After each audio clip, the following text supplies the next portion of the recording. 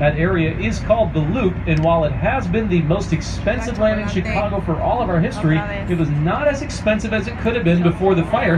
That's because before the fire, the land was not zoned. That chocolate smells amazing. Oh, yeah. The land downtown, however, was all destroyed by the fire. So after the fire, the city decided to zone the Loop as a business district. That meant that after the fire, the land was so expensive because all these companies were competing for all this downtown land with all their money, and that drove land prices sky high, so high that probably the only way you could either afford to buy some land or to make up for the extreme cost of land was to build a building that was sky high. You could make up for all the lost real estate you couldn't afford if you could just figure out a way to make a building taller. Chicago architects did just that in the 1870s and 80s by designing the world's first buildings with steel and iron frames. That's still how you make a skyscraper to this day, and the world's first was built in the Loop in 1884. It was called the Home Insurance Building, and it was a skyscraping 10 stories tall. Must have been amazing.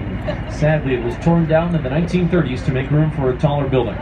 But I got time for one last interesting fact about the fire. When we began the tour, we were right next to a bridge. Had some flags on top. That was Michigan Avenue, right next to at the Wrigley buildings when we started.